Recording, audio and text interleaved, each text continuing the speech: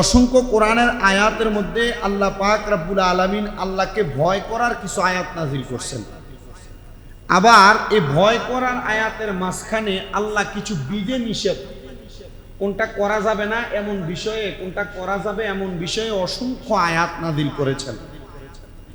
এবং আমাদের ভবিষ্যতের জন্য, এখানে ভবিষ্যৎ বলতে উদ্দেশ্য হলো আখিরাতের জন্য, আমরা কি সংগ্রহ করেছি তার ব্যাপারেও আল্লাহ কোরআনে কিছু আয়াত নাজিল করেছেন। এবং আমাদের মধ্যে যারা সম্পদশালী, যারা প্রাচুর্যওয়ালা, ধনী মানুষ, টাকা পয়সা আছে, বাড়ি গাড়ি আছে, স্বর্ণ অলংকার আছে, ব্যবসা বাণিজ্য আছে, ক্ষেত পাথরে জমি জায়গা আছে, তাদের ব্যাপারে আল্লাহ তাআলা কোরআনুল কারিমে অসংখ্য আয়াত নাজিল করছেন, যে আয়াতগুলোর মাধ্যমে আল্লাহ ওই সম্পদশালীগুলাকে সেই ইঙ্গিত দিয়েছেন যে তাদের সম্পদের উপরে আল্লাহর রাস্তায় ব্যয় করার মতো কিছু সম্পদ আল্লাহ তাদের সম্পদের মাঝে মিশ্রণ করে দিয়েছেন। যে কিভাবে, যে তোমাদেরকে যে আমি আল্লাহ এত সম্পদ দিলাম আর অনেককে দিলাম না, এ না দেওয়া সম্পদ না থাকা ব্যক্তিগুলা আর সম্পদ থাকা ব্যক্তিগুলা, এই দুই শ্রেণীর মানুষের মাঝে আমি তফাৎ করে দিলাম। যার সম্পদ আছে, তোমার সম্পদ থেকে কিছু সম্পদ, যার সম্পদ নাই তাকে তুমি আমি আল্লাহর ওয়াস্তে ব্যয় করে দিবা বা তাকে দান করে দিবা। যদি দান করো তাহলে তোমার যে সম্পদ আমি দিছি এই সম্পদের শুকরিয়া আদায় হবে, আর যদি তুমি না দাও তাহলে সেটার শুকরিয়া আদায় হবে না। তা আপনাদের জ্ঞাতার্থে আহলে সুন্নাত ওয়াল জামাতের আকীদা মোতাবেক, আহলে সুন্নাত ওয়াল জামাতের যিনারা শক্ত প্রবীণ আলেমে দ্বীন, মুহাক্কিক আলেমে দ্বীন, মুফতেনে কেরাম, মুহাদ্দিসিনে কেরাম, মুফাসসিরিনে কেরাম, ওনাদের কোরআন এবং হাদিস যাচাইয়ের পর যে হাদিসগুলো খুতবায় আলোচনা করলে মানব কল্যাণে কাজে লাগবে বলে মনে করেছেন, ইনশাআল্লাহ সে বিষয়ে একটু কথা বলার চেষ্টা করছি। আসেন, এক নম্বরে যাদের ব্যাপারে আল্লাহ বলছেন, যারা ধন সম্পদশালী, তারা তো মনে করতেছে আমারে আল্লাহ ধন দিছে, আমার ধন আমার কাছে থাকবে, আমি এই ধন মানুষকে কেন দিব, আমার সম্পদ আমি মানুষকে কেন দিব। কিন্তু আল্লাহ তাআলা কোরআনুল কারিমে এই ধন সম্পদশালীদের ব্যাপারে কি বলেন একটু শোনেন। আল্লাহ বলেন, ইন্নাল্লাযীনা ইয়াকনিযুনা আয-যাহাবা ওয়াল ফিদ্দাতা ওয়ালা ইউনফিকুনাহা ফী সাবীলিল্লাহি ফাবাশশিরহুম বিআযাবিন আলীম।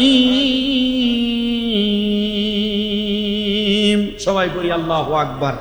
আল্লাহ তাআলা কোরআনুল কারিমে সম্পদশালী যারা, ধন সম্পদওয়ালা যারা, তাদের ব্যাপারে আমার আল্লাহ তাআলা জানিয়ে দিচ্ছেন, হে ধন সম্পদশালীরা, তোমাদেরকে আল্লাহ তাআলা কি বলেন একটু শোনো। যারা স্বর্ণ এবং রূপা পুঞ্জীবিত করে রাখে, মানে জমায় রাখে, তারা যাকাত আল্লাহ পাকের রাস্তায় খরচ করে না। আল্লাহ এবার আমার রসুলকে বলেন, হে নবী আপনি তাদেরকে বলে দেন যে কি জানিয়ে দিব। আপনি তাদেরকে বলেন, তাদের জন্য যন্ত্রণাদায়ক শাস্তির সুসংবাদ প্রদান করেন, যেই দিন জাহান্নামের আগুন তাদেরকে স্বর্ণ এবং রূপাতে উত্তপ্ত করা হবে। মানে আপনার কাছে যেই স্বর্ণ আছে, আপনার কাছে যেই রূপা আছে, আপনার কাছে যেই ধন সম্পদ একত্রিত করে জমা করে রাখা আছে, আল্লাহ বলেন হাবিব আপনি তাদেরকে খবর দিয়ে দেন, তাদের কাছে থাকা স্বর্ণ এবং রূপার যাকাত যদি তারা না দেয়, আমি আল্লাহর রাস্তায় যদি বছরে বছরে হিসাব করে খরচ না করে, আপনি তাদেরকে খবর দেন জাহান্নামের খবর। ইয়া রাসূলুল্লাহ, ইয়া হাবিবাল্লাহ, আপনি বলতেছেন জাহান্নামের খবর দেওয়ার জন্য, শুধু জাহান্নামের খবর না, ওগো নবী আপনি তাদেরকে জানিয়ে দেন যেই দিন জাহান্নামের আগুনের মধ্যে স্বর্ণ এবং রূপাকে উত্তপ্ত করা হবে। স্বর্ণ এবং রূপাকে আগুনের মধ্যে উত্তপ্ত করা হলে লাভা যেমন আগুনের গরম পানি যেমন ঠিক তেমন ভাবে উত্তপ্ত হয়ে যাবে। উত্তপ্ত হওয়ার পর আল্লাহর নবী বলেন এগুলাকে এমনি রাখা হবে না। যারা যারা স্বর্ণ রূপাকে পুঞ্জীবিত করে রাখছে, তাদের ঘরে আটকে করে রাখছে, এগুলার জাকাত আদায় করে নাই, ব্যাংকের লকারে রেখে দিয়েছে, জাকাত আদায় করে নাই। আল্লাহ তাআলার কোরআন বলে, নবী আপনি তাদেরকে বলেন এই স্বর্ণ রূপাগুলাকে উত্তপ্ত কইরা গলায়া তাদের কপালের মধ্যে ঢালাই করে দেওয়া হবে, তাদের পাদদেশের মধ্যে ঢালাই করে দেওয়া হবে, তাদের পিঠের মধ্যে দাগ দেওয়া হবে। আর তখন ওই স্বর্ণ রূপাগুলা ঢালাই করবে, আর ফেরেশতারা বলবে শাস্তি তোমাদের জন্য। কেন তোমরা কি জানো? কারণ তোমরা তোমাদের স্বর্ণ এবং রূপাগুলাকে পুঞ্জীবিত করে রেখেছ, তোমরা এগুলা মানুষের মাঝে এগুলার জাকাত আদায় করো নাই। ও সম্পদশালীরা, আপনি মনে করতেছেন আপনার স্বর্ণ রূপার জাকাত দিলে আপনার স্বর্ণ রূপা কমে যাবে, কিন্তু আল্লাহর কোরআন বলে না কমবে না, নবীর হাদিস বলে না কমবে না। নবী গো কি করা হবে? বলে সম্পদ আরো বাড়ায় দেওয়া হবে, কিন্তু যদি তারা এগুলার জাকাত না আদায় করে, তাদের স্বর্ণ রূপা থেকে আল্লাহর রাস্তায় ব্যয় না করে, এগুলাকে ঢালাই করে দেওয়া হবে তাদের কপালের মধ্যে, তাদের পিছনের রাস্তার মধ্যে, তাদের পিঠের মধ্যে। আর ফেরেশতারা বলবে কবরবাসীরা, তোমাদেরকে কেন এই শাস্তি দেওয়া হচ্ছে তোমরা কি জানো? না না না, আমরা জানি না। এই শাস্তি একটা মাত্র কারণে, তোমরা তোমাদের সম্পদ যাকাত না দিয়ে তোমাদের কাছে রেখে দেওয়ার কারণে। দূরে বলেন নাউজুবিল্লাহ। তাহলে স্বর্ণরূপার মালিক হইলেই চলবে না, স্বর্ণরূপা কিনলেই চলবে না। এই স্বর্ণরূপা কিনার পর, মালিক হওয়ার পর এগুলার নির্দিষ্ট পরিমাণ যাকাত আদায় করা লাগবে। স্বর্ণরূপা আপনার, কিন্তু এটার উপরে গরিবের হক।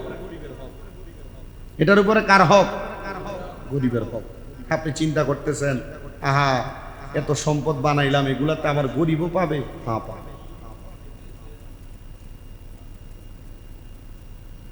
হ্যাঁ, এবার যাদের টাকা পয়সা ব্যাংকে আছে, কোথায় আছে? স্টিলের আলমারিতে রাখা আছে। যাদের টাকা পয়সা অধিক পরিমাণ রাখার পরে এই টাকার যাকাত দেয় না। এতক্ষণ স্বর্ণরূপার কোরআনের আয়াত থেকে বলছি, এখন নবীজির হাদিসে মুবারাকা কি বলে শুনুন। যাদের টাকা পয়সা আছে কিন্তু যাকাত দেয় না, এদের ব্যাপারে আল্লাহর নবীর হাদিস বলেন, হযরত আবু হুরায়রা রাদিয়াল্লাহু তাআলা আনহু থেকে হাদিস বর্ণিত। তিনি বলেন, আমার নবী ইরশাদ করেছেন যে কি, মান আতাহুল্লাহু মালান ফালাম ইউআদ্দি যাকাতাহু মুসিলা লাহু মালুহু ইয়াউমাল কিয়ামাতি সুজাআন আকরা লাহু জাবিবাতানি ইউতাউইকুহু ইয়াউমাল কিয়ামাতি সুম্মা ইয়াখুযুহু বিলিহিজি মাতাইহি ইয়ানি সিদকাইহি সুম্মা ইয়াকুলু আনা মালুকা আনা কানজুকা সুম্মা তালা ওয়ালা তাহসাবান্নাল্লাযীনা ইয়াবখালুনা বিমা আতাহুমুল্লাহু মিন ফাদলিহি হুয়া খায়রাল লাহুম বাল হুয়া শাররুল লাহুম সায়ুতাওয়াকুনা মা বাখিলু বিহি ইয়াউমাল কিয়ামা। আল্লাহু আকবার, জোরে বলবেন না? আল্লাহর নবীজির উম্মতের মধ্যে, আল্লাহর বান্দার মধ্যে যারা টাকা পয়সার মালিক, যারা যাকাত দেয় না, গরিবের হক আদায় করে না, আপনারা যারা এখানে আছেন একটু মনোযোগ দিয়ে শুনবেন। যে যত টাকার মালিক হন, হিসাব করে 1 লক্ষ টাকায় 2,500 টাকা যাকাত আদায় করে দিবেন বছরে একবার, দেখবেন আপনার সম্পদ বাড়বে, কবরেও শাস্তি পাবেন না, দুনিয়াতেও শাস্তি পাবেন না। যে হাদিস আমি পড়লাম, ওই হাদিসে আল্লাহর নবী কি বলেন একটু শোনেন। নবী আমার বলেন, যাকে আল্লাহ পাক সম্পদ দান করেছেন কিন্তু সে তার যাকাত আদায় করেনি, কিয়ামতের দিন তার মালকে টাক পরা একটা সাপে রূপান্তর করা হবে। টাক পরা মানুষ যেমন একটা সাপ বানানো হবে, ঠিক তেমন আপনার সম্পদকে একটা সাপের রূপ দেওয়া হবে। নবী বলেন শুধু সাপের রূপ দেওয়া হবে না, যেই সাপের চোখের উপরে 2টা কালো কালো দাগ থাকবে। আগের একবার রমজান মাসে যাকাতের ওয়াজ করতে যেয়ে বলছিলাম, হলুদ দাগওয়ালা, হলুদ চোখওয়ালা একটা সাপ। এখার এই হাদিসে বলতেছে চোখের উপরে কালো 2টা দাগ থাকবে। শুধু কালো দাগ থাকবে না, নবী আমার বলেন এটার গলার মধ্যে কিয়ামতের দিন বেরি স্বরূপ লটকায় দেওয়া হবে। যেই সম্পদওয়ালারা, যেই টাকাওয়ালারা যাকাত আদায় করে নাই, তার সম্পদকে টাকওয়ালা একটা সাপ বানায়া চোখের উপর কালো রঙের দাগ দিয়া আল্লাহ তাআলা যেই ব্যক্তি যাকাত আদায় করে নাই, ওই ব্যক্তির গলার মধ্যে ওই টাকওয়ালা সাপটাকে ঝুলাইয়া দিবে। শুধু ঝুলাইয়া দিবে না, ওই সাপ তার মুখের উপর দংশন করতে থাকবে। মুখের উপর একটা একটা কামড় দিতে থাকবে, শুধু কামড় দিতে থাকবে না, কামড় একটা দিবে আর বলতে থাকবে, দংশন হনেওয়ালা ব্যক্তি, আমি কে তুমি কি জানো? বলে না জানি না, আমি হলাম তোমার সংরক্ষিত অর্থ।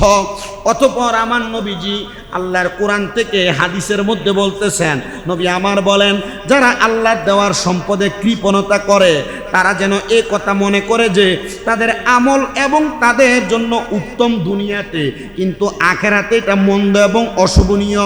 কিয়ামতের দিন তাদের গলার মধ্যে তাদের সম্পদকে সাপ বানায় ঝুলিয়ে দেওয়া হবে। সম্পদশালীরা, টাকাওয়ালারা টাকার হিসাব করার আগে, টাকা ঘরে রাখার আগে চিন্তা করে দেখবা তোমার টাকা পয়সাগুলোর যাকাত তুমি আদায় করেছো কিনা। আল্লাহর নবী বলেন, শুধু আদায় করা না, যদি তোমরা জানতে তোমরা তোমাদের সব সম্পদের যাকাত প্রদান করতে, জোরে বলেন আল্লাহু আকবার। এবার মহিলাদেরকে ধরতেছে নবীজির হাদিস, কাদেরকে ধরতেছে? মহিলাদেরকে। কারণ স্বর্ণরূপার মালিক তো পুরুষ মানুষ খুব কমই হয়, বেশিরভাগ স্বর্ণের মালিক কারা? মহিলারা। বিয়ে করার সময় স্বর্ণ দেন, আবার বিয়ার পরও স্বামী বিদেশ থেকে স্বর্ণ পাঠায়। এই দৌলতপুর এলাকার মা বোনেরা, সোশ্যাল মিডিয়ার মাধ্যমে যারা শুনবে, আমি আমার সব মহিলা মা বোনদেরকে বলছি, আমি চাই না আমার মা বোনেরা জাহান্নামে যাক, আমার নবীও চাই নাই আপনারা মা বোনেরা জাহান্নামে যান। এই জন্য মহিলাদেরকে সাবধান করে আল্লাহর নবী হাদিসের মধ্যে এই মহিলারা যেন জান্নাতে যাইতে পারে একটা রাস্তা তৈরি করে দিয়ে গেছেন, যে কি, যদি মহিলারা এই জান্নাতে যাইতে চায় তারা যেন তাদের স্বর্ণরূপা এবং তারা বেশি স্বর্ণরূপার যাকাত আদায় করে এবং দান সদকা বেশি করে। আল্লাহর নবী কি বলেন একটু এবার মনোযোগ দিয়ে শোনেন। নবী আমার বলেন, ওয়ান যায়নাবা ইমরাতান আব্দুল্লাহিন ক্বালাত খাতাবানা রাসূলুল্লাহি সাল্লাল্লাহু আলাইহি ওয়াসাল্লাম ইয়া মাশারান নিসাই তাসাদদাকনা ওয়ালাউ মিন হুল্লি কুন্না ফাইন্না কুন্না আকসারা আহলি জাহান্নামা ইয়াউমাল কিয়ামা। নবী আমার বলেন, এমনি এমনি বলে নাই, হাদিস শরীফ একবারে গ্রহণযোগ্য হাদিস শরীফ। আল্লাহর নবী বলতেছেন, হযরতে আব্দুল ইবনে মাসউদের স্ত্রী হযরত জয়নব রাদিয়াল্লাহু তাআলা হাদিস বর্ণনা করতেছেন, একদিন আমার নবীজি উপদেশ দিতে লাগলেন, আমার নবীজি বর্ণনা করতে লাগলেন। কি বলতে লাগলেন? নবী আমার বলেন, হে নারী সমাজেরা, তোমরা দান সদকা করো, যদিও তোমাদের অলংকারাদির যাকাত হয়, মানে যাকাত দেওয়ার পরে মহিলাদেরকে আবার দানও করার কথা বলছে। মানে স্বর্ণ আছে, বছরে একবার যাকাত দিল, এখানেই শেষ না, বলে যাকাত দেওয়ার পরে তোমরা আবার দান এবং সদকা করো, যদিও তোমাদের অলংকারীর যাকাত হয়, তোমরা দান সদকা করো, কেননা কিয়ামতের দিন তোমরাই জাহান্নামের অধিবাসী হবে। ইয়া রাসূলুল্লাহ, ইয়া হাবিবাল্লাহ, নবীজি বুঝতে পারলাম আপনি মা বোনদেরকে যাকাত দেওয়ার কথা বললেন, দান করার কথা বললেন, কারণ আমার নবী জানেন মহিলারা একটু কুঞ্জুস, কৃপণ টাইপের, দান করতে, নিজের অর্থ অন্যের হাতে দিতে বারবার চিন্তা করে, ঠিক কি না? এই জন্য নবীজি জানেন বিদায় নবীজি মহিলাদেরকে একবার বেশি গুরুত্ব দিয়া বলছেন, এ মহিলারা, তোমরা বেশি বেশি সদকা করো, যদিও তোমাদের অলংকারের উপর যাকাত নির্ধারিত, মানে অলংকারের যাকাত তো দেও বছরে একবার, তো বছরে একবার যাকাত দেওয়ার পর মহিলাদের কাছে যদি ঘরের দরজায় ফকির বারবার যায়, ভিক্ষুক বারবার যায়, মহিলারা যদি এক পোয়া চাল দিয়া দিলে আমার সম্পদ কমে যাবে, 10 টাকা দিলে 5 টাকা দিলে আমার সম্পদ কমে যাবে, এ চিন্তা আছে না? এক পোয়া চাউল এখন দেয় না, ভিক্ষুকরে জিগেলে যদি কয় কি অবস্থা, ভাই দেয় না তো আধা পোয়া, এরপরে ওই যে পাতলা প্লেটে করে দেয় না, এভাবে বলে। আমি ওই ওয়াশ করার লাগে তো এলাকা কোনো সময় আমি এই হাদিস শরীফগুলা এখানে আসার আগেও পড়ছি, কালকে রাত্রেও পড়ছি 3টার দিকে। আমি তো পড়ি, আমি পড়ি আর হাসি, পড়ি আর আমুস পুলিশকে হাসি, কারণ আমি তো জানি এগুলা সমাজে হয়। এজন্য আমি রাস্তায় হাঁটলে, রাস্তায় দেখা হইলে ফকিরের লগে কথা কই, মুসির লগে কথা কই, মেতরের লগে দেখা হইলে কথা কই, রিক্সার ড্রাইভারের লগে দেখা হইলে কথা কই, অটোর ড্রাইভারের লগে কথা কই। কেন? কারণ এদের বাস্তব জীবনগুলা থেকে ধনী যারা এদের যাকাত আর দান সৎকার বৈষম্য যেটা এটা মানুষের কাছে প্রকাশ করা যাবে, যাবে না? এরপরে পারিবারিক চলাফেরার পথে যদি মনে করেন যে রিস্কা দিয়ে চলার সময় কেউ যদি তার অনেক রিক্সা ড্রাইভার আছে না, বউ কল দিলে এরপর গালাগালি করে, কইেন না জ্বালাই এলাইছে, তখন এর জিগায় যে কি সমস্যা, তখন এর একবার যত সিকুলি আছে আমি প্রয়োজন হের এক কাপ চা খাওয়াই, 50 টাকার বার 100 দিয়ে দেয়, এর থেকে শুনলে দিতে ও আছে কম দিন। এগুলার আলোকে এগুলা কেন হয়, এগুলা হাদিস শরীফ যাচাই করে এগুলা জাস্টিফাই করে বলা যাবে আপনার সংসারে কেন অশান্তি, আপনার সম্পদ কেন ধ্বংস হয়ে যাচ্ছে, আপনার কাছ থেকে কেন শান্তি চলে যাচ্ছে। এগুলা যখন আপনি শুনবেন আর কোরআন সুন্নাহ মোতাবেক এটাকে জাস্টিফাই করবেন, তখন এটার একটা কি পেয়ে যাবেন, রেজাল্ট আপনি কোরআন হাদিস থেকে পাবেন। তো নারীরা যে কুঞ্জুস, তারা যে কৃপণ, এরা যে দান করতে চায় না, দান করতে অলসতা করে, নবী এটা জানতেন আরো 1500 বছর আগে, জানতেন কিনা? নবী জানতেন বিদায় নবী মহিলাদেরকে বলছে, যদিও তোমাদের অলংকারের উপর যাকাত আছে তবুও তোমরা সদকা করো। কেন? আল্লাহর হাবিব বলতেছেন এই সদকা করলে তোমাদের সম্পদও বাড়ে, রিজিকও বাড়ে, বিপদও কাটে। মারহাবা নাই? আরে জোরে মারহাবা। আল্লাহ কবুল করেন, জোরে পড়েন আমিন। এবার সবাই একটু মুহাব্বতে দুরূদ শরীফ পড়েন, আল্লাহুম্মা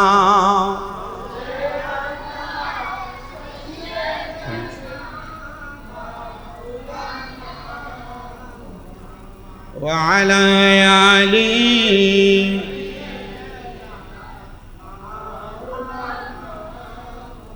জবান খুলে পড়ি আল্লাহুম্মা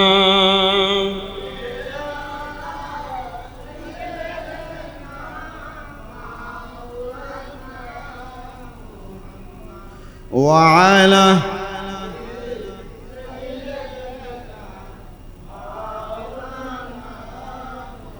मेरा दिल तड़प रहा है, मेरा जल रहा है सीना, ये दवा वही मिलेगी मुझे ले चलो मदीना, अल्लाहुम्मा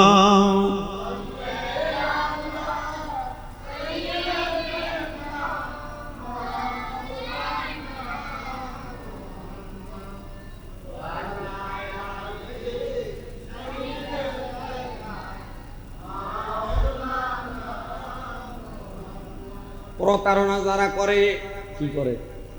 প্রতারণা যারা করে, 2 নাম্বার কৃপণতা যারা করে, 3 নাম্বার দান করার পর খোঁড়া দেয় যারা। কয় প্রকার প্রতারক সমাজে আছে না নাই? কৃপণতা করে বকিল সমাজে আছে না নাই? মানুষরে দিয়া দান কইরা খোঁটা দেয় এমন লোক আছে না নাই? বেশি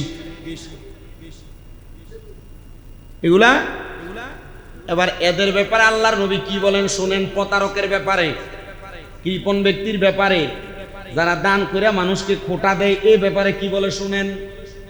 আল্লাহর নবী হাদিসে মুবারাকায় ঘোষণা করতেছেন, আরে এই লোকগুলার অবস্থাটা কি হইব। নবী আমার কয় লা ইয়াদখুলুল জান্নাতা হিব্বু ওয়ালা বাখিলুন ওয়ালা মান্নানুন। আল্লাহ নবী বলেন বেহেশতে প্রবেশ করতে পারবে না তারা। নবী গো কারা? বলে প্রতারক যারা। আল্লাহর নবী কয় জান্নাতে প্রবেশ করতে পারবে না তারা। নবী গো কারা? বলতেছেন কৃপণ যারা, বকিল যারা। ইয়া রাসূলুল্লাহ আর কারা? আল্লাহর নবী বলেন বেহেশতে প্রবেশ করতে পারবে না তারা। ওয়ালা মান্নানুন, যারা দান করার পর মানুষকে খোঁটা দেয় তারা। আপনি মানুষের সাথে প্রতারণা করবেন আর কবরে গেলে ভালো থাকবেন, এটা হতে পারে না। আপনি দুনিয়াতে সম্পদশালী হওয়ার পর কৃপণতা করবেন, মানুষকে দান করবেন না, এটাও হতে পারে না যে আপনি বেহেশতে যাবেন। আপনি সম্পদের মালিক, ধনের মালিক, আপনি সব কিছুর মালিক, মানুষকে দানও করলেন, ভালো কথা। দান করার পর কোনো মানুষকে খোঁটা দিলেন, তোরে না ওই দিন ওইটা দিলাম, তোরে না ওই দিন ওইটা দিলাম, তোরে না আমি এইটা দিয়ে সহযোগিতা করলাম, এ দান করার পর খোঁটা দিবেন আবার বেহেশতে যাবেন, এটা হবে না। নবী আমার বলে যারা প্রতারক, যারা কৃপণ, যারা দান করার পর খোঁটা দেয় তারা কখনো বেহেশতে যাবে না। তিরমিজির হাদিস। এবার আসেন আল্লাহর নবী আরো কিছু হাদিস বলেন। অনেক সময় দেখবেন অ্যাক্সিডেন্টের মাধ্যমে অনেকের গাড়ি নষ্ট হয়ে যায়, যায় না? আমারও হয়। অনেকের দেখবেন বাড়ি আগুনে পুড়া যায়, যায় কিনা? অনেকের টলার সমুদ্রে ডুবা যায়, যায় কিনা? যায়। অনেকে ব্যবসায় লস করে, করে কিনা? করে। অনেকের কাজকর্মে, অনেকের বিভিন্নভাবে বিভিন্ন প্রক্রিয়ায় সম্পদ নষ্ট হয়। এই সম্পদ কেন নষ্ট হয় এ ব্যাপারে আল্লাহর নবী আরেকটা হাদিস বলছেন। কি বলেন একটু শোনেন মনোযোগ দিয়ে। নবী আমার বলতেছেন, উম্মত শোনো, মা তালিফা মালুন ফি বাররি ওয়ালা বাহারিন ইল্লা বি হাবসি যাকাতা। নবী আমার বলেন, জলে এবং স্থলে যেখানেই কোনো সম্পদ তোমাদের ধ্বংস হয়েছে, জলে এবং স্থলে যেখানেই তোমাদের কোনো সম্পদ ধ্বংস হয়েছে, নবীজি হ্যাঁ সম্পদ ধ্বংস হয়েছে। কেন হয়েছে? আমার নবী বলেন, ইল্লা বি হাবসি যাকাত, তোমরা তোমাদের যাকাতকে আটকে রাখার কারণে, মানে যাকাত না দেওয়ার কারণে আমাদের জলে স্থলে আগুন লেগে বাড়ি ফুরে, অ্যাক্সিডেন্ট করে গাড়ি নষ্ট হয়, সমুদ্রে ফুরা যায়, ব্যবসায় লস হয়ে যায়, চোরে মাইরা দেয়, প্রতারকে মাইরা দেয়, এভাবে নষ্ট হয়, ওইভাবে নষ্ট হয়। তার মানে জলে স্থলে যে কোনোভাবে আমাদের হাত থেকে যদি আমাদের কোনো সম্পদ চলে যায়, আমাদের কোনো সম্পদ যদি আমাদের থেকে নষ্ট হয়ে যায়, আমাদের হাত ছাড়া হয়ে যায়, তার মানে আমাদেরকে বুঝতে হবে আমাদের সম্পদ চলে গেছে কেন? আমাদের যাকাত দেওয়ার সময় আমাদের হিসাবে কোনো না কোনো গরমিল ছিল। কথা বুঝতে পারছো? কেন? যাকাত দেওয়ার সময় আমাদের হিসাবে কোনো না কোনো গরমিল ছিল। আল্লাহ আমাদেরকে বুঝার তৌফিক দান করে।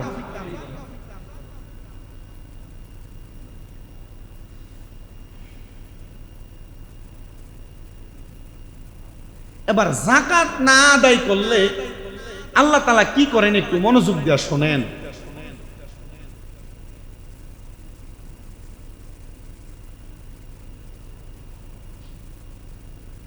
আল্লাহর নবী বলতেছেন, উম্মত শোনো, যাকাত না দেওয়ার কারণে তোমাদেরকে কয়েকটা শাস্তি দেওয়া হয়।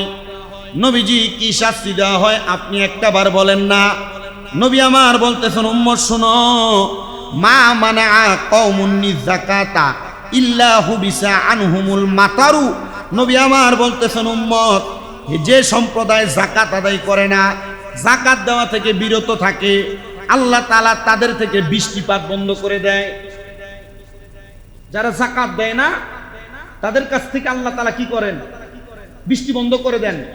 নবীজি মদিনাতুল মুনাওয়ারা থেকে বের হলেন। আনাস ইবনে মালিক রাদিয়াল্লাহু তাআলা আনহু দাঁড়ানো এক সম্প্রদায়ের গোত্রের প্রধান আয়েশা নবীকে বলেন, ইয়া রাসূলুল্লাহ, আপনি আমাদের সম্প্রদায়ের জন্য দোয়া করেন। দেখবেন আমাদের এলাকায় বৃষ্টি হয়, এদিক দিয়ে বৃষ্টি হইলে ওই দিক দিয়ে বৃষ্টি হয় না, এমন হয় না? কুমিল্লাতে বৃষ্টি, রংপুরে বৃষ্টি নাই, হয় না? ঢাকায় বৃষ্টি, চট্টগ্রামে বৃষ্টি নাই, হয় না? কুমিল্লায় বৃষ্টি, আবার নোয়াখালী বৃষ্টি নেই, এমন হয় না? আবার নোয়াখালী বৃষ্টি, কুমিল্লায় বৃষ্টি নেই, এমন হয় না? হয়। কেন হয়? নবীজি বলছেন এই কারণে হয় যে যখন তোমাদের মাঝে মানুষ যাকাত দেওয়া বন্ধ করে দেয়, তখন তোমাদের মাঝে বৃষ্টি বন্ধ করে দেওয়া হয়। মানুষ যখন যাকাতের ব্যাপারে অলসতা করে, তখন তোমাদের বৃষ্টিপাত বন্ধ করে দেওয়া হয়। আরেকটা শাস্তি আছে, যখন কোনো মানুষ যাকাত দেয় না, কোনো মানুষ যাকাত দিতে অলসতা করে, তখন তোমাদের মাঝে খরা সৃষ্টি হয়। কি সৃষ্টি হয়? খরা সৃষ্টি হয়। এই খরার মাধ্যমে তোমাদের সম্পদ, তোমাদের ফসল ফলাদি উৎপাদন করা বন্ধ করে দেওয়া হয়। আপনাদের কাছে আবদার থাকবে, যে যত টাকার মালিক হন, আমি আবারও বলছি, আপনার উপর যাকাত ফরজ হয়েছে কিনা এটা হিসাব করতেছেন। হিসাব করার আগে আপনি হিসাব করেন আপনি কত টাকার মালিক। যত টাকার মালিক হন, প্রতি লাখে ২৫০০ করে দিয়ে দেন যাকাত। বলে, হুজুর আমি যাকাত দিই? হ্যাঁ, আপনি যাকাত দিলে আপনার সম্পদ নিরাপদ, আপনি নিরাপদ, আপনার মাল নিরাপদ। আল্লাহ আমাদেরকে সেই নিরাপদে থাকার তৌফিক দান করে। পড়েন না আমিন। এরপর আমার নবীজি আরো বলতেছেন আরেকটা হাদিস, এটা বিশাল হাদিস, শর্টকাট বলে দেওয়ার চেষ্টা করছি। যখন তোমাদের নেতৃবৃন্দু সৎলোক হবে, মানে তোমাদের মাঝে নেতৃত্ব যারা দিবে তারা যখন সৎলোক হবে, ২ নাম্বার, এবং তোমাদেরকে যাবতীয় ধনী ব্যক্তিগণ যখন দানশীল হবে, মানে যারা ধন সম্পদের মালিক তারা যখন দান করবে, ২টা পাইলাম। এই দান করার পর তোমাদের যাবতীয় সমস্যাগুলো পরস্পর পরামর্শের ভিত্তিতে সমাধান থাকবে। মানে আমাদের কোনো সমস্যা থাকলে এগুলো সমাধান হবে। 1 নাম্বার, আমাদেরকে যারা নেতৃত্ব দিবে তারা যদি ভালো হয়। 2 নাম্বার, আমাদের সমাজে যারা সম্পদশালী তারা যদি দানশীল হয়। আর আমাদের মধ্যে কোনো সমস্যা থাকলে এই সমস্যাগুলো যদি পরামর্শের ভিত্তিতে সুন্দর হয়, নবী বলেন তখন জমিনের উপরের অংশে আল্লাহ তাআলা উত্তম হিসেবে গ্রহণ করাইয়া দিবেন মানুষের কাছে। কিন্তু যদি তোমাদেরকে যারা নেতৃত্ব দিবে তারা যদি দুশ্চরিত্রের হয়, কি চরিত্রের হয়? দুশ্চরিত্রের হয়।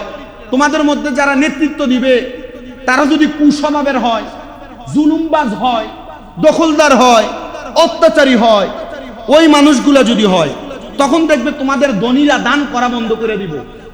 ধনীরা কি করা বন্ধ করে দিব? দান করা। দেখবেন মসজিদে সব ঘুষখোর, হারামখোর, পরের হক মারুন না, মানুষের উপর অত্যাচার করিন না হইলে এলাকার বালা মানুষটি আর মসজিদে দান করে না। এলাকার ভালো মানুষগুলো আর মসজিদে দান করে না। আমি যেমন আমার সমাজ দিয়ে বোঝাই, যখন মসজিদের এই হিসাব ওই হিসাব নিয়ে লড়ছর, আমি সমাজে 2 বার বসছি। বসার পর তখন দেখছি যে এটাকে সমাধান করা খুব কঠিন হবে। তো আমার সাথে পোলাপান সব বলছে যে একজন নামাজি ভালো ব্যক্তিরে সভাপতি বানান মসজিদে।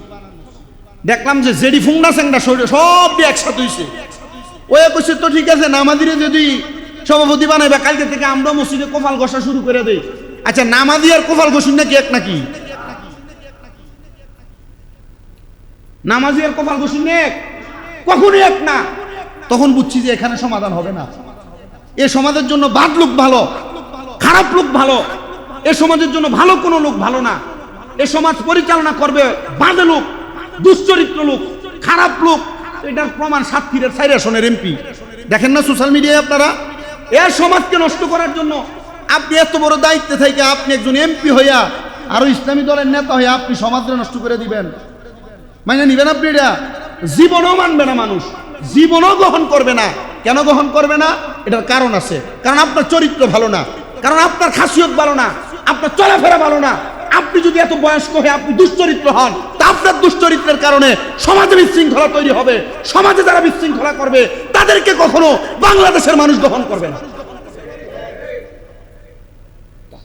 আল্লাহর নবী বলেন, যখন তোমাদেরকে যারা নেতৃত্ব দিবে তারা যখন দুশ্চরিত্র হবে, তারা যখন বাদ হবে, জুলুমকারী হবে, অত্যাচারী হবে, ওই ব্যক্তিগুলা যখন সমাজে বাড়বে তখন ধনীরা দান করা বন্ধ করে দিবে। আমি কার কাছে দান করবো? হ্যাঁ, মসজিদে লেগে 10,000 টাকা দিলে, হ্যাঁ 5,000 গায়ে কয় আমাকে 5,000 টাকা দিচ্ছে। কথা কয় না? আছে না রে? অভাব নাই। আমি আমার তো চাক্ষুষ প্রমাণ পাওয়ার জন্য, আপনারা আমার মুসল্লি যারা দেখেন, আমি যে শহরে যে আমি হুন্ডা লয়ে ঘুরি, এমনি হাইটা হাইটা ঘুরি, আপনারা দেখেন না? সবাই দেখেন। তা আমি যে ঘুরি এমনি ঘুরি না, আমি ঘুইরা প্রত্যেকটা সমাজের বিশৃঙ্খলা আমি আমার মাথায় নেই, প্রত্যেকটা সমাজের অপকর্ম আমি আমার মাথায় নেই, প্রত্যেকটা সমাজের বাদ কাজ আমি আমার মাথায় নেই, নিয়ে কোরআন হাদিস দিয়ে জাস্টিফাই করে দেখি আর সমাজের এই লোক বাজে, সমাজের এই লোক খারাপ, সমাজের এই লোক বদমাশ, এর কারণে সমাজে বিশৃঙ্খলা হয়। এর সম্পদ কামাই করে, একটা সম্পদও তার না, সব মানুষের সম্পদ। এগুলোকে আল্লাহর রাস্তায় ব্যয় করবে কেমনে? সে তো খাই মানুষকে, অবস্থা খারাপ করে মানুষের সাথে প্রতারণা করে। কথা বোঝেন নাই? এ যাকাত দিবে কিভাবে? এ যাকাত দেওয়ার মতো সম্পদই তার কাছে নাই। এগুলো সব মানুষের সম্পদ, যাকাত সে দিবে কিভাবে? তখন দানকারীরা দান করে না। কার কাছে দান করব নির্দিষ্ট কোনো জায়গা পায় না। তখন বলতেছে ধনী শ্রেণীরা তখন কৃপণ হয়ে যাবে, স্বার্থপর হয়ে যাবে, তখন সে তার নিজের চিন্তা করবে। এবং তোমাদের দায়িত্ব সমস্যাগুলো তোমাদের মহিলাদের নেতৃত্বে সুপর্দ হবে। বহুত ঘরে, বহুত বিচারে, বহুত জায়গার ভিতরে আপনারা গেলেই দেখবেন যে ঘরে বিচার করতে গেছে বেড়া কথা কয় না, কিন্তু বড় বড় কথা কই বেডি। বহুত ঘরের ভিতরে বেডি সর্দার না। বহু এলাকার ভিতরে দেখবেন যে সমাজের সর্দারদের এটাও চুপ হয়ে যায় ওই ঘরের বেডির কথার কারণে, মহিলাদের কথার কারণে। নবীজি বলতেছেন, যখন তোমাদের কাছে নেতা আসবে বাজে স্বভাবের, যখন তোমাদের ধনীরা কৃপণ হয়ে যাবে, তখন দেখবে তোমাদের সমস্যার সমাধানগুলো, তোমাদের সমস্যাগুলো তোমাদের মহিলাদের নেতৃত্বে সুপর্দ হবে। মানে বেরিয়ে তোমাদের ঘরের সমস্যার সমাধান করব। মহিলারা তোমাদের সমাজের পরিচালনা করবে, মহিলারা তোমাদের সমাজের উপর নজরদারি করবে, আঙ্গুল পরিচালনা করবে। নবী কয় শুধু তাই, তখন জমিনের তলদেশে জমিনের উপরের সে উত্তম হবে। মানে জমিনের নিচটারে তোমার কাছে মনে হইব এই দুনিয়ায় কেন বাচ্চা রইলাম, কেন মরে যাই না, মাটির তলে গেলে মনে হয় ভালো হবে। আমরা কথায় কথায় বলি না, কিন্তু আল্লাহ দুনিয়াত বাঁচায় রাখছে, আল্লাহ মদ দিয়ে মাটির নিচে নিলে তো ভালো হয়। আল্লাহ নবী কয় কিয়ামতের পূর্বে দুনিয়ার অবস্থা দেখে তোমাদের অবস্থা এমন হবে যে জমিনের উপর কেন বাইসা রইছি, জমিনের নিচটাই তো ভালো। নবী কয় ফরেজগার লোকদের জন্য খাদ্য নবীজি বলতেছেন তখন এই অবস্থা যখন তৈরি হবে, ফিতনার সময় মুমিনের জন্য জীবনের চেয়ে পরলোক গমন করা উত্তম বলে গণ্য হবে। মুমিন বান্দা চিন্তা করবে, আরে এ দুনিয়ারে খারাপ কাজ, ফিতনার কাজ, বাজে কাজ না দেখা আল্লাহ যদি আমার মদ দিয়া কবরে দিয়া দিত, এটাই মনে হয় ভালো হতো। এটা মুমিনের স্বভাব থাকবে। কার স্বভাব থাকবে? বলে মুমিনের স্বভাব। আর মুমিনের কথাগুলো বলবে।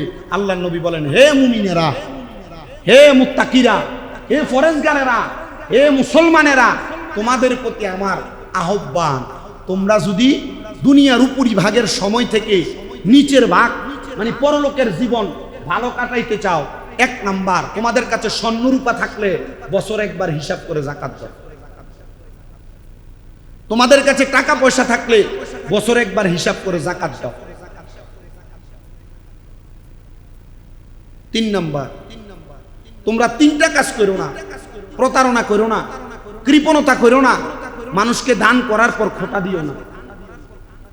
4 নাম্বার, হে মহিলারা, তোমাদের কাছে যদিও তোমাদের যাকাত দেওয়ার মতো স্বর্ণরূপা আছে, টাকা আছে, এগুলা যাকাত দেওয়ার পরেও তোমরা সদকা করো। 4 নাম্বার, হে সমাজের নেতৃত্ব দানকারীরা, তোমরা তোমাদের স্বভাব চরিত্রকে পরিবর্তন করো। হে সমাজের ধনীরা, তোমরা তোমাদের যাকাত দেওয়ার পাশাপাশি তোমরা দানশীল হও। হে সমাজের ঈমানদাররা, তোমরা তোমাদের সমাজের বেঈমানদেরকে ঈমানের পথে আহ্বান করো। আল্লাহ আমাদেরকে বোঝার তৌফিক দান করুন। আক্কাল সে ইশারা, বেআক্কাল সে ধাক্কা। আপনি বুঝের মানুষ হইলে ইশারায় বুঝবেন, আর যদি বুঝ না থাকে ফিসা দিয়া ফিটলো, এটারও বোঝানো যাবে না। কথা কি ঠিক? ঠিক হইলেও ঠিক, আপনি না কইলেও ঠিক। কারণ যেই ব্যক্তি বেবুঝ, এরা বুঝাইলে বুঝবো। আমরা যখন আলিমে পড়ি তখন আমাদের উস্তাদরা আমাদেরকে ডাকতেন মালানা। আমার 2 উস্তাদ আমার মনে আছে, কি ডাকতেন? মালানা। মাওলানা না, মালানা। মাওলানা মানে দামি মানুষ, আর মালানা ডাকতেন, তখন এটা বুঝি নাই। তো একদিন হুজুরে, এক হুজুর আরেক হুজুরের সামনে আমারে ডাক দিছে, মালানা এদিকে। আমি কই জি হুজুর, জি। সামনে যাওয়ার পর হুজুর কইছে নে কিতাবটা নিয়ে রাইখা আসার পর যে হুজুরের সামনে ডাক দিছে, হুজুর কয়, এই তোর যে মালানা কয়ে ডাক দিল, তুই যে জবাব দিলি, তুই বুঝছিস নি তোরে কিতা কইছি? আমিও মাথাত রাখছি, মালানা কইছে, মাওলানা কইছে না মালানা কইছে, এটা আমার মাথাত নেই। তোর তো মাওলানা কইছে না, তোর তো মালানা কইছে। আমি কইলাম হুজুর, আমি তো খেয়াল করি নাই, হুজুরে ডাক দিছে, চলে গেছি। আর বেটা মালানা মানি হলো মা মানি না, আরবিতে ব্যাকরণে কি বলে? মা মানি না, লা মানি না, না মানি না। এটা দিয়ে বুঝাইছে নাই নাই কিছু নাই, তোর ভিতরে কিছুই নাই। আসলে তো সত্য। তখন ইন্টারে আবার যখন কামেল পরীক্ষার রেজাল্ট দিছে, মাদ্রাসায় যাওয়াতে এই হুজুরে ডাক দিছে, এই মাওলানা এদিকে। কামেল পরীক্ষার রেজাল্ট দেওয়ার পর হুজুর কি ডাক দিছে? এই মাওলানা এদিকে। কিরে ফিকা পরীক্ষা দিয়া মুফতি সাহেব হয়ে গেছ, মিষ্টি খাওয়াইতা না? আলিমে থাকতে ডাক দিছে মাওলানা, আর কামেল পরীক্ষা দেওয়ার পর ডাক দিছে মাওলানা। আমি কিছু হুজুর মিষ্টি 1 কেজি দাম 300 টাকা, আমি আপনারা আরো ভালো জিনিস খাওয়াইতে চাই। খাওয়াইছি। তখন আমি হুজুরে কইছিলাম 7 বছর আগের কথা, হুজুর 7 বছরের আগের ডাক্তার 7 বছরের পরের ডাক্তার কইছে না। হুজুরে মুস্কে হাসি দিছে। হুজুর কইছে 7 বছর আগে কি ডাক দিছিলাম কত? আমি হুজুর 7 বছর আগে মাওলানা কইছিলেন। আজকে কি কইছি কত? কিছু হুজুর আজকে মাওলানা কইছেন। 7 বছর আগে তুই মাওলানাই আছিলি, 7 বছর পরে মাওলানা হইছস। আমি কইলাম জি হুজুর। তো কইলাম যে হুজুর এটা বলার কারণ কি? ওই সময় তোর ইশারা দিছি, তুই বুঝছস নাই, আজকে ইশারা দিছি বুঝছস। এ মাওলানা আর মাওলানার মাঝখানে কেউ তোরে বুঝাইছে মাওলানা আর মাওলানার ভিতরে পার্থক্য আছে। দুশ্চরিত্র নেতা, সম্পদশালী কিন্তু দান করে না, ব্যাককল বারবার বুঝাইছে, বুঝে না, কিন্তু হঠাৎ করে ভালো হয়ে গেছে। তার মানে সে না বুঝা, ব্যাককল থাকা আর বুঝা, এর মাঝখানে বুঝেন না কেউ একজন আসিল। আমি ওয়াজে কয়ে দিয়ে গেলাম, যে বুঝছে না এরপর আপনার সাথে পার্সোনাল দেখা হইলে হ্যাঁ বুঝিয়ে দিয়ে। আসসালামু আলাইকুম ওয়া রাহমাতুল্লাহি ওয়া বারাকাতুহু।